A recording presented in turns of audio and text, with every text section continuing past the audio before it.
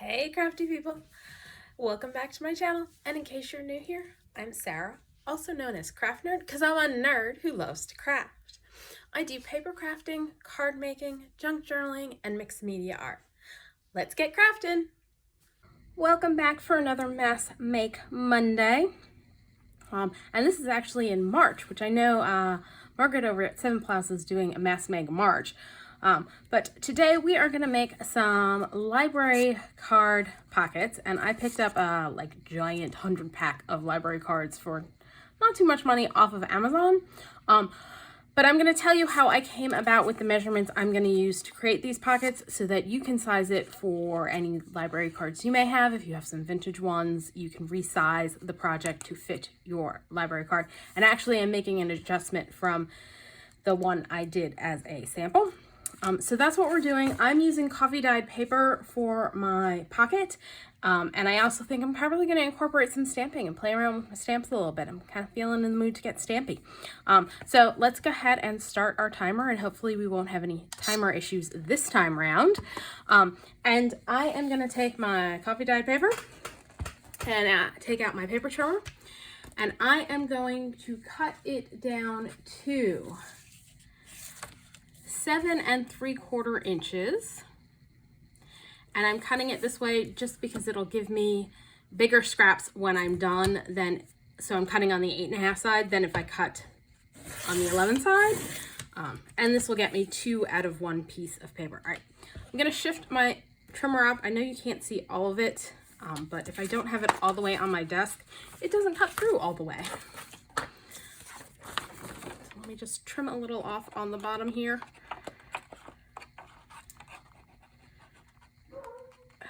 And of course, as soon as I get started, my dog starts barking. And then I am going to cut pieces at 3 3/4. And I will explain the measurements in a sec. So 1, 2 out of this piece. And unfortunately with the measurements and the size of my thing, it's just shy of too short there. Again, I'm cutting at 7 3/4, and then 2 pieces at 3 3/4. So I'm gonna cut down enough to make 6 pockets, hopefully.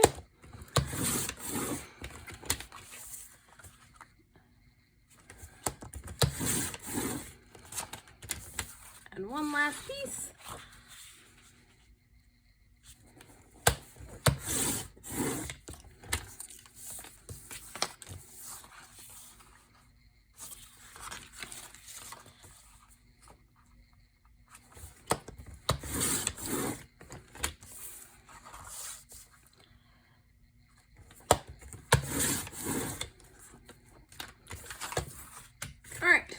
So, give you a quick explanation of how I came to my measurements. So my card's 5 by 3. I'm creating gussets for this one. So this is one I haven't glued together yet, and I will show you how to do that in a sec. But I wanted my gussets to be 1/4 of an inch each, and I wanted my card to slide in and out easily. So I added 1/4 inch space so that it wouldn't, be difficult to get it in and out. So that's how I came up with 3 3/4. So it's 3 inches across, 1/4 inch for each of the gusset, and 1/4 inch for, ease of movement. Means I added 3/4 of an inch to the 3 inches. Then for height wise, it's 5 inches high. I initially wanted 1/4 inch sticking up, but I changed that and decided on 1/2 inch. So that makes it 5 1/2 inches. And then I did a pocket that was 2 1/4 inches high. So you can adjust the pocket height however you want. I just thought that pocket height looked good with my card. So we're going to take out our scoreboard, which I don't have over here.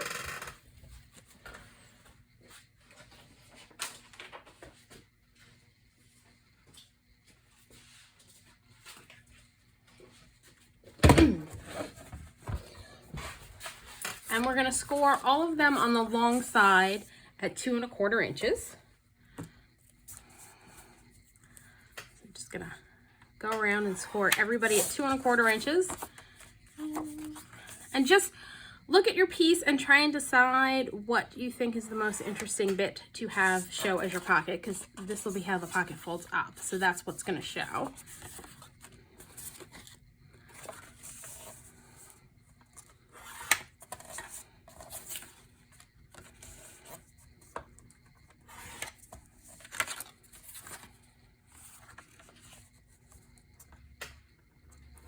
I think this was used with like some mesh on it, and I think it unfortunately looks a little bit like intestines. So I'm definitely going to do some stamping on this to hopefully disguise the fact that when I look at it, I can't help but think intestines. Yeah, that's where my brain goes. All right, so then on the short side, we are going to score a 1/4 inch in. Now it's a little difficult to score over here since I'm right-handed. So instead of doing that, I'm going to score at 3.5, flip it around, score at 3.5 again.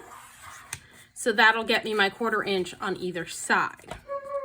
I'm going to do that on all of those, but first I'm going to go get some dogs. So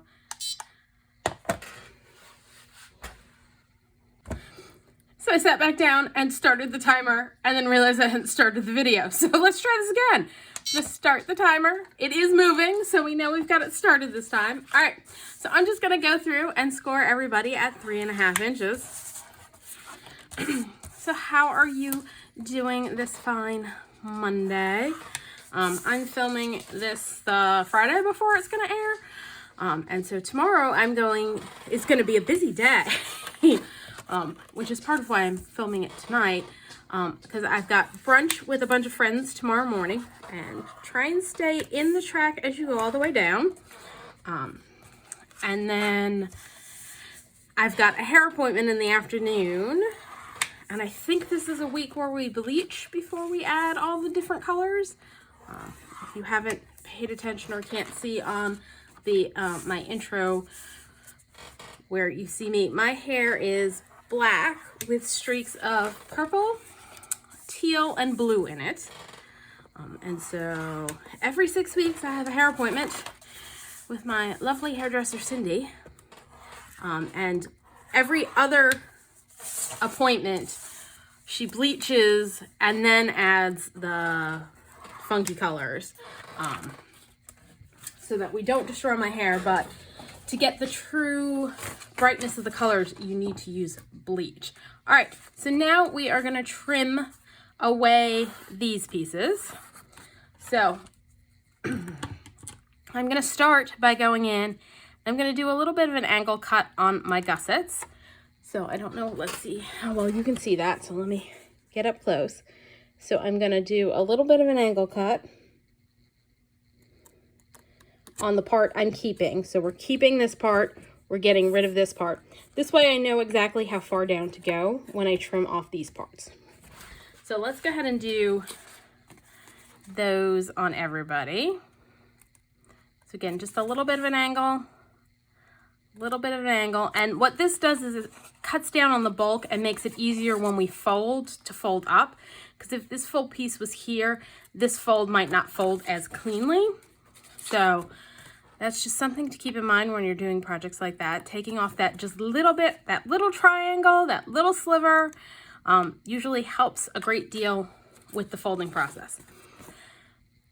And so go here and here.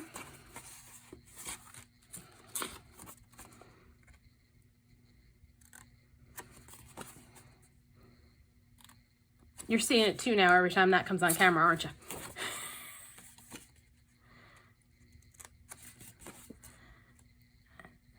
That one. And actually what I'm going to do is on all the top sections is angle off a little bit. Again, just to eliminate some of the bulk.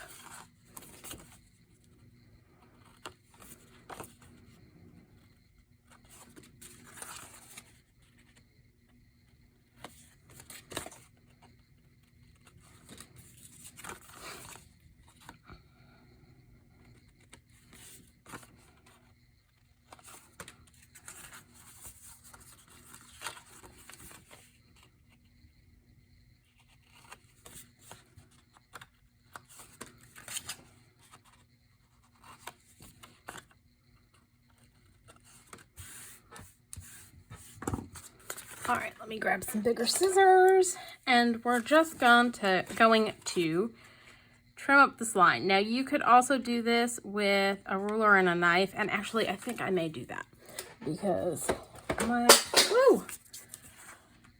managed to not get it placed in the bucket and it dropped on the floor. Because my cutting neatly with the scissors is not so great. I'm not sure that using the knife's gonna be much better, but we're gonna give it a go.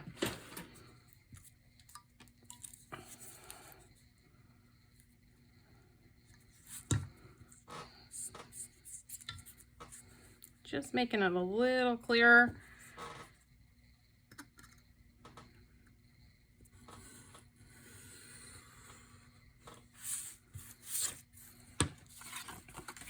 Of where we're cutting. I'm just going to go through and do that on all of them. So yeah, tomorrow is going to be a busy day for me since most weekends I don't have anything going on. And for those of you in the US, it's Girl Scouts cookie season. Although I think it might be the tail end. And so my sister ordered cookies for me from a friend of a friend's daughter.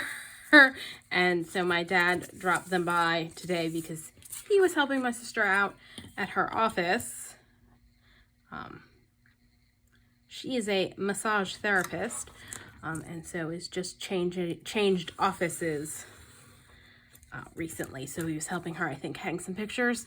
And so she texted me to let me know, and she texted to ask if I had gotten my cookies, and I said no. And then she remembered my dad was running an errand before going home because I was all ready to call him up and see if he had run off with my Girl Scout cookies. So are you a Girl Scout cookie fan? And if so, what is your favorite flavor of Girl Scout cookies? I was a Girl Scout as a child, and so have had a long love of Girl Scout cookies. In particular, I am a Thin Mints girl. I love Thin Mints. So I usually buy several boxes of those.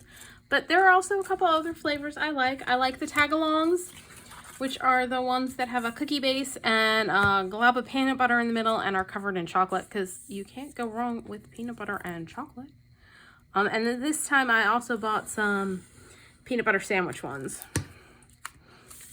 which are the ones that are just a peanut butter cookie with peanut butter sandwiched in between. Can you tell I like peanut butter? So yeah, so I got my Girl Scout cookies today. I'm very happy about that, because it's not a good year if I don't get Girl Scout cookies. I don't think I got any last year because I just didn't come across any Girl Scouts because I don't know any. So it's a matter of being caught by Girl Scouts at a store. So yeah, I don't think I got any last year because I guess my timing was never quite right. So, but yeah, so I remember selling Girl Scout cookies.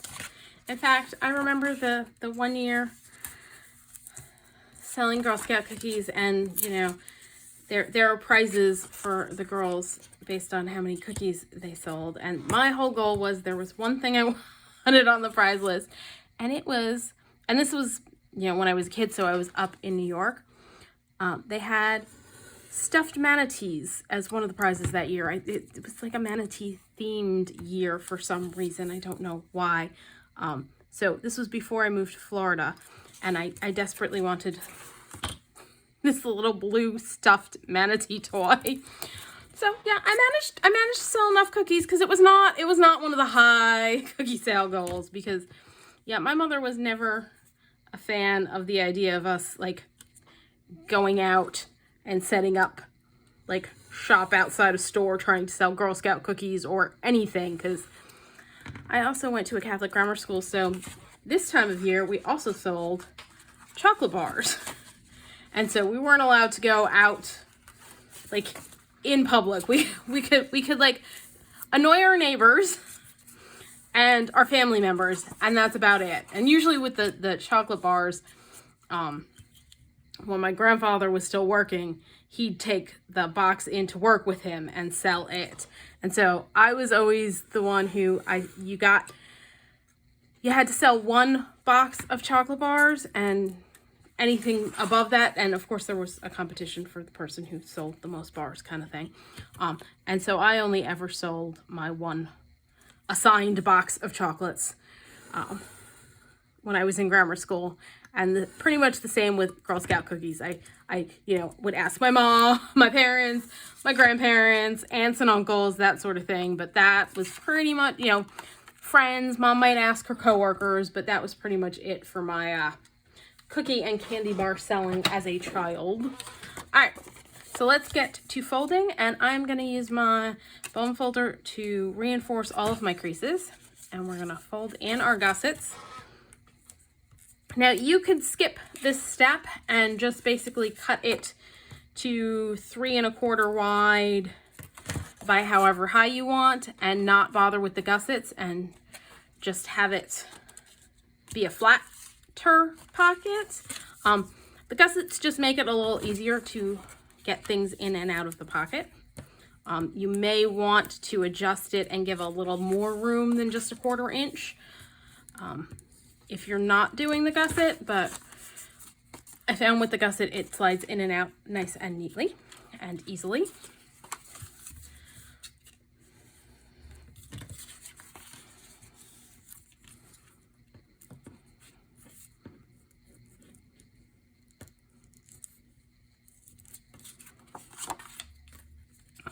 So let's see, what else is going on?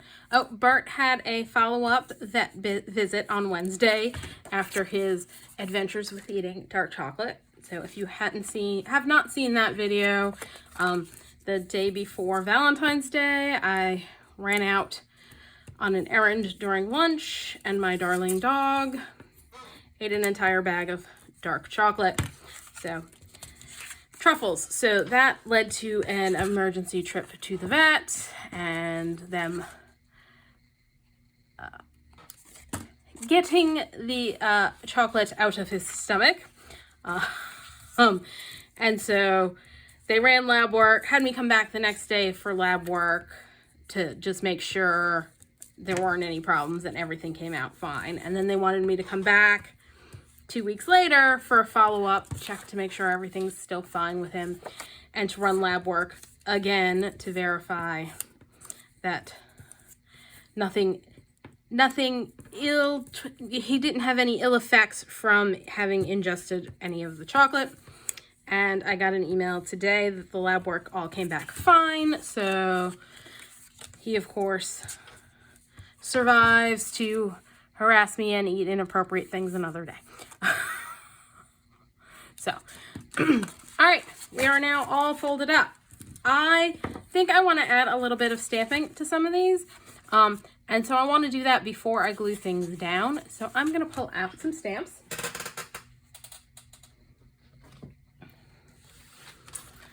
And the first set I'm going to use is, I picked up the faded type CMS414, and so I really want to play with it. And this one is the one that's really calling to me. And I think I'm going to open this up. I'm going to grab my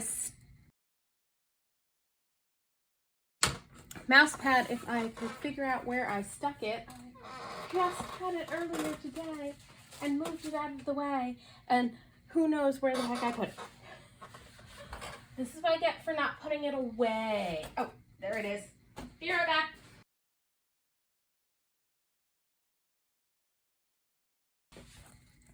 All right, there's my stamping pad. There's that. I think I'll use a block. And I'm trying to decide what color I want to use. Let's do a little Scorched Timber Distress Oxide. I'm going to ink up my stamp. And to add even more grungy goodness, I am going to take a spray bottle with water in it and, whoops, spritz my stamp. Just a little bit, so that it gets the ink a little wet.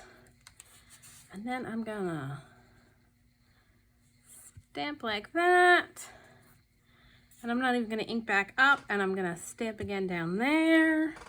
And that's just going to add a little bit of interest, but I think I need something up there because it's so much contrast. If I'd gone with a lighter color, I could get away without, I think, doing anything at the top. And I'm grabbing another one from that same set. And this time I'm just going to ink up and spritz. Helps if you take the cap off. And do that. And then I think, ooh, that one got spritzed better than the other one. So apparently I should spritz closer and do a little bit at the very bottom.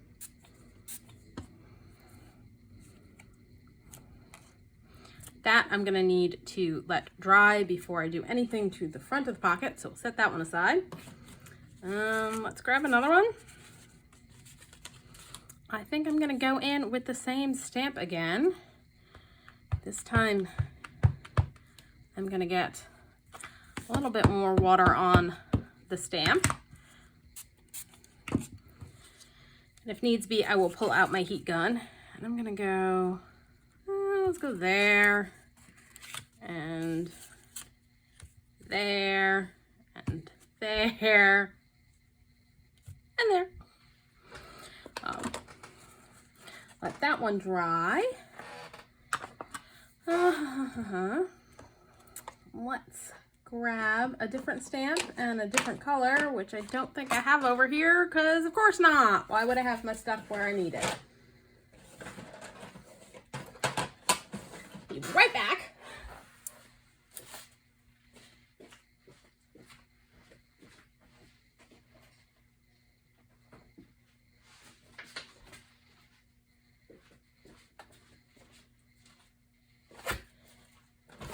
Okay, this is really sad. It was, in fact, on my desk.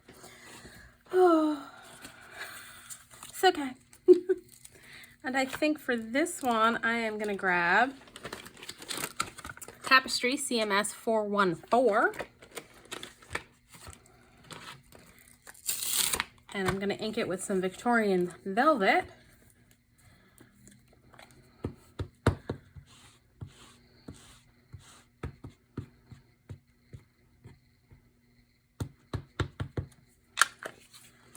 Again, a little bit of water, make things a little interesting, and just stamp. Ooh, I like that. I like that in that color. All right, set that one aside, let it dry, do one more with that one.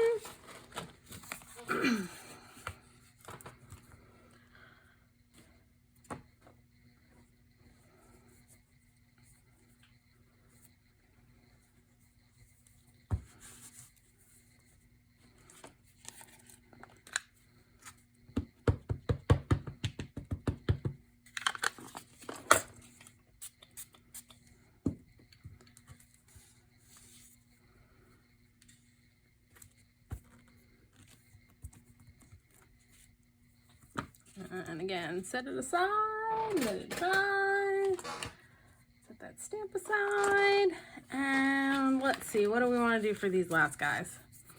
Really kind of want to grab Tiny Print CMS460. And I really want to go way lighter for this one, so I am going to grab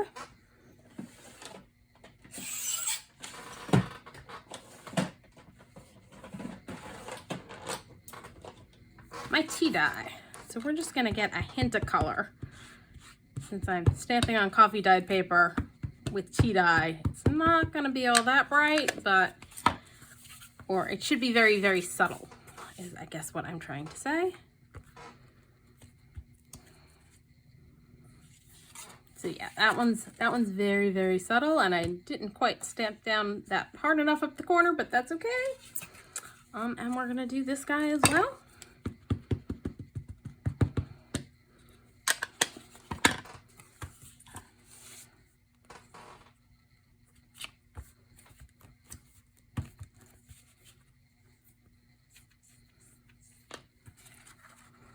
So yeah, again, very subtle on these. All right, since I didn't spritz these with water, I'm gonna go ahead and glue them closed. Yes. Yes, I think so.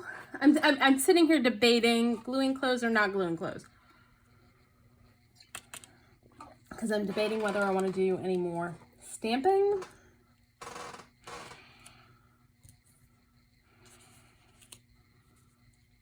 And I think I'm going to pass on doing additional stamping on the bottom on the pockets. And we're just going to add some decorating to them. All right, so I'm just going to add glue to my gussets.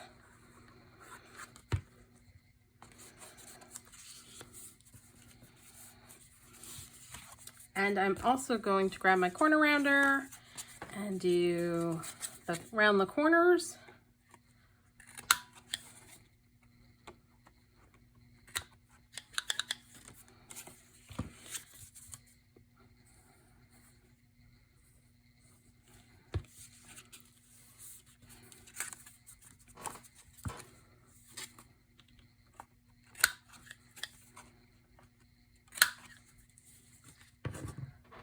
See, this guy is dry. Add some glue.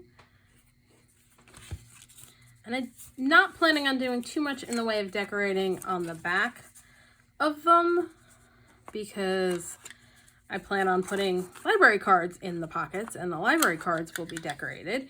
But I do want to decorate the pocket part. Let's go ahead and do this one. Some of that stamping you can't even see at all. I knew that was going to end up happening, but I figured since I wasn't entirely sure where was going to be covered up, adding some stamping is not a big deal. Now, of course, you don't have to use coffee dyed paper for this. You could use, and see, this reactivated the coffee a little bit, the wet, and so we've got a real interesting look going on there. You could use book page as long as it was, you know, sturdy enough to handle being a pocket.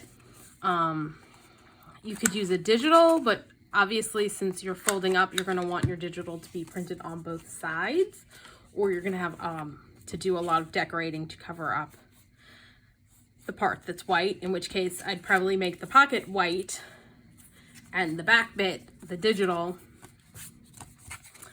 so that I had a smaller space to cover. But there we go. Those are all of our pockets assembled. So now we get to do decorating. We actually have time for decorating for a change. What craziness, I know. All right, let's start with these guys. And I've got something I want to pull out. I know I want to pull out and try and see how it looks. So let's go with that.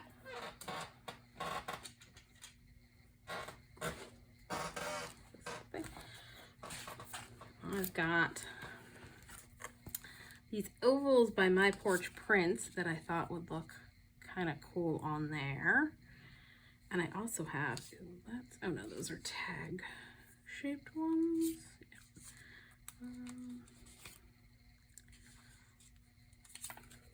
We do that one and add some ink to change the color on that. And I also want to check and see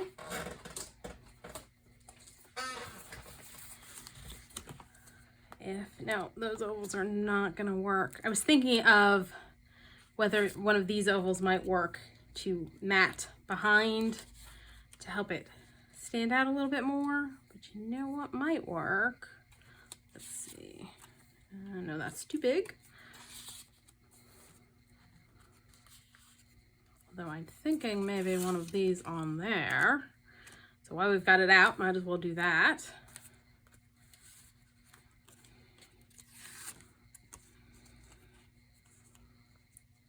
I like that for that one. Okay, this is working out pretty good. So these are made with the vintage label die set by Tim Holtz. It's the one where you add ink to the die before you die cut. And so I, over the summer, did a whole bunch of them, and some of them I stamped on and some I did not.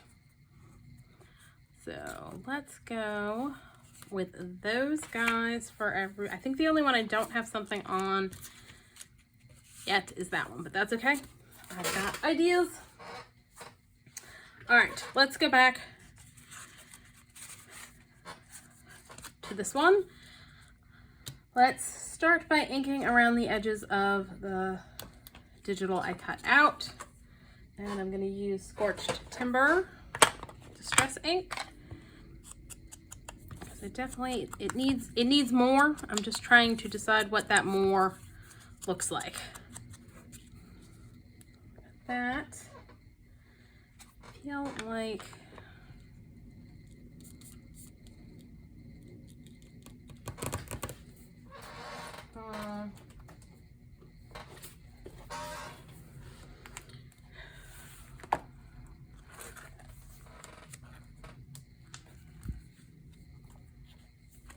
now these are just a variety of numbers and words stamped using a variety of stamps from Tim Holtz, and I think some are Creative Expressions. I just don't remember what's what.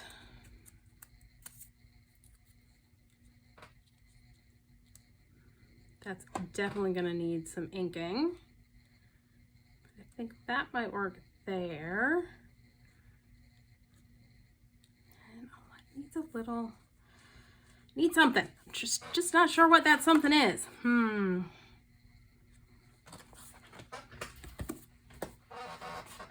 me grab. Got the Tim Holtz hardware heads. I was thinking of adding those on here. That guy, and let's find the matching one. That guy, although I'm not loving the color.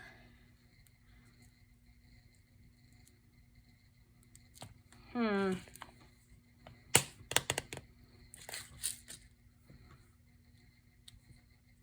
right, let's start by adding some ink to this so that it's not stark white.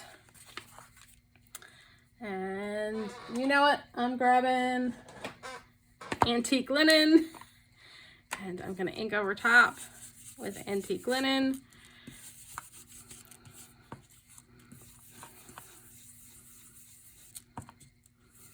I also think I'm going to ink the edges with the Scorched Timber.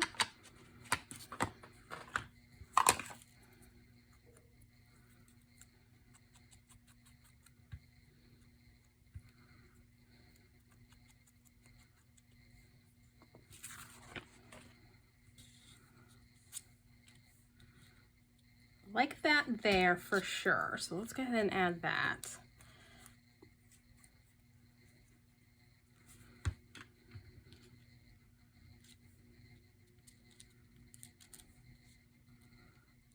That like that.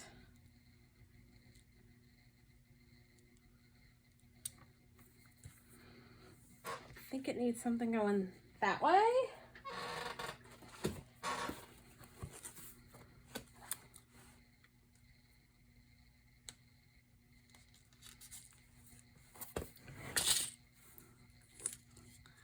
That's a label by Tracy Fax, Love Junk Journal.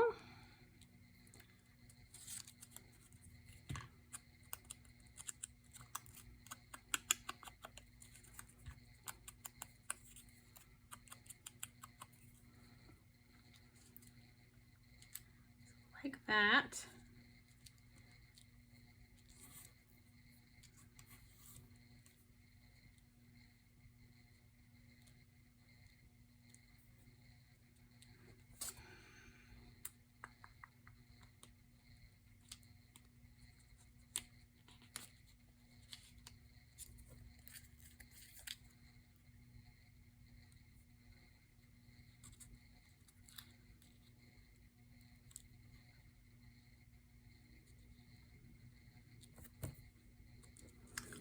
Also, Tracy Fax, Love Junk Journals.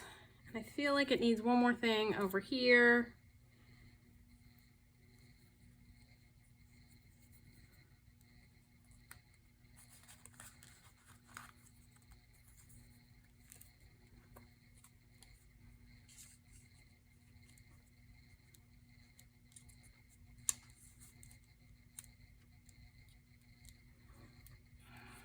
I feel like I want some book page behind the whole thing to kind of like pull it all together.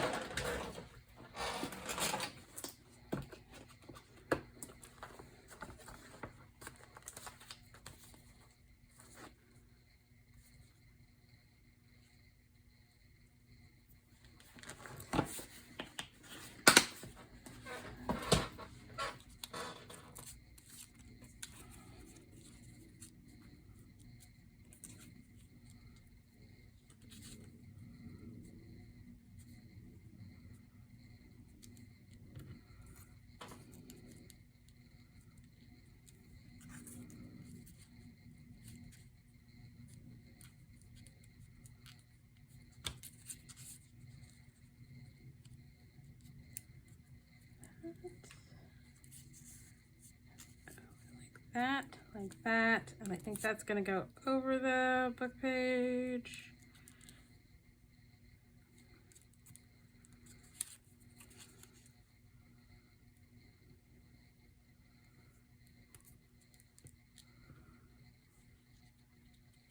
Yeah, I think that works. And we'll just rip off a jaggedy bit on the book page. Let's add some ink. Ooh. We're down to under 10 minutes. I was hoping we could get all 6 decorated, but this one involved a lot more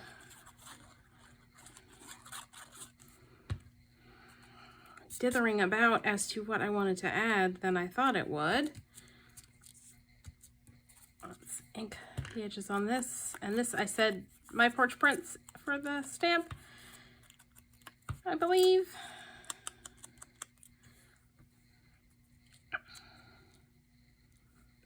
In there, that there.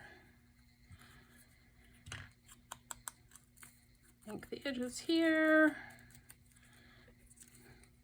This is often why I do my decorating planning off screen, is because I end up spending a whole bunch of time trying to make decisions that I figure you don't want to see me agonizing over. All right, I think I like that. I think that's gonna work. We're going with it. And if you're wondering, I am using our glitter glue. You, of course, can use whatever glue you prefer.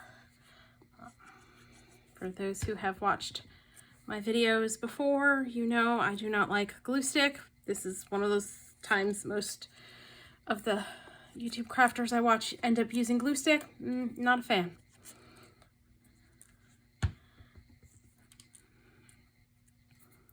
So, but if you like glue stick, you absolutely can use glue stick for this project.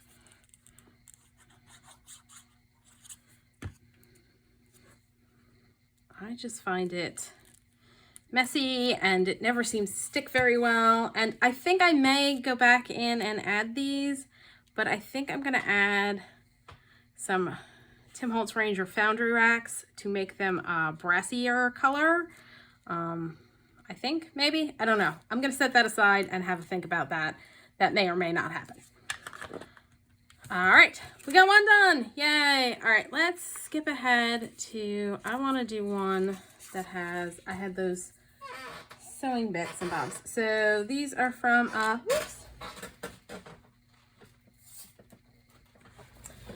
from RachandBellaCrafts.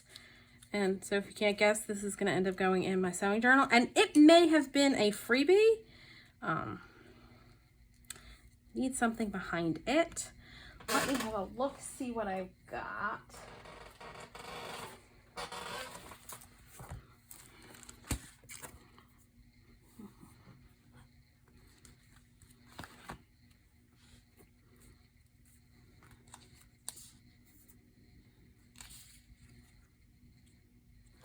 That might work. Let's see. And this is from a LianaScrap's printable. Oh yeah, I think I like that. And we're gonna ink these edges with Victorian Velvet. as soon as I figure out where I put my little inking dauber for the Victorian Velvet that I just had a little while ago. Ah, here it is. If it was a snake, it would have bit me.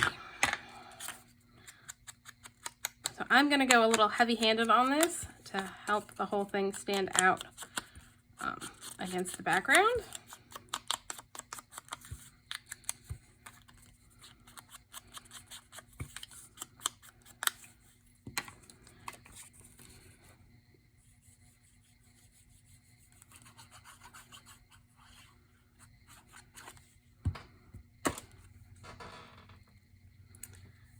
And if you are new to my channel, I am currently working on putting together junk journals that are sewing themed, bee themed, and kind of steampunk grungy themed. So I think we may have enough time to decorate one more, and that one will be one I will go with bee themey stuff.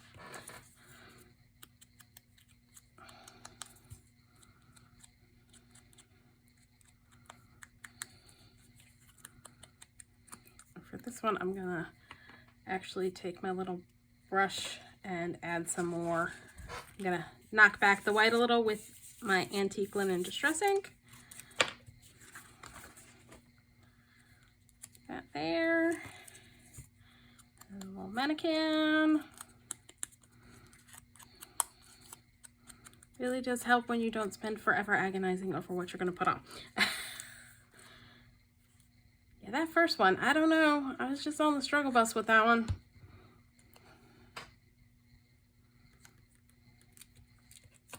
So there we go.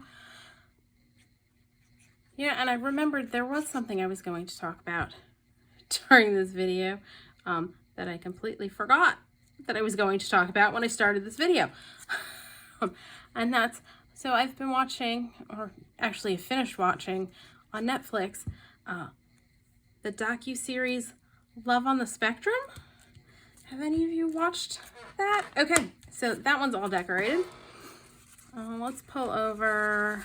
Let's go do this one. I think I want to ink the edges, but I'm gonna go just brown.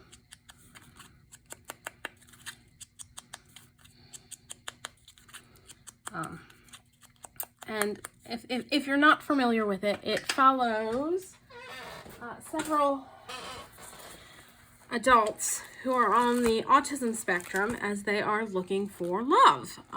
And I found it absolutely fascinating to watch. Because I would watch an episode and because what they do is they interview the person, they interview the person's family, they, you know, ask them what they're looking for, that sort of thing. And then they follow them on dates that they go on. And so I've been watching it and enjoying it, but every time I watch it, my brain, as I'm trying to quickly do this and talk and all that good stuff all at the same time, not working very well for me. So if you're not all that familiar with autism, one of the hallmarks of individuals with autism is that they tend to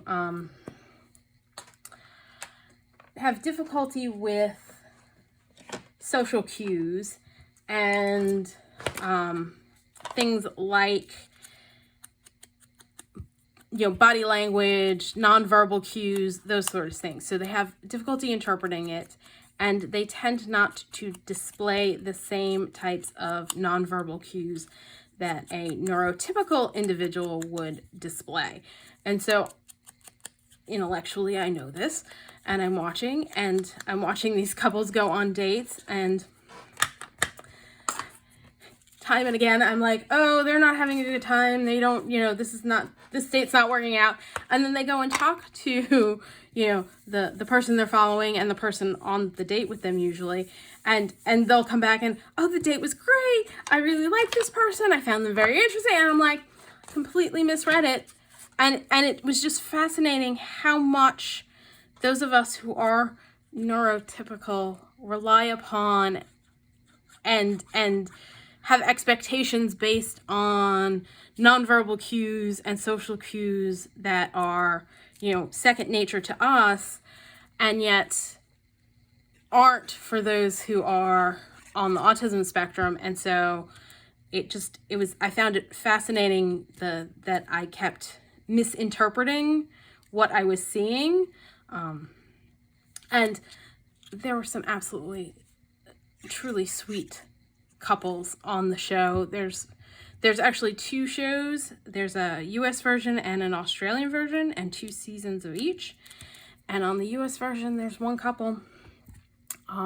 And every time the 2 went on a date, it was Abby and Robert? I'm currently blanking on his name. Oh, time's up.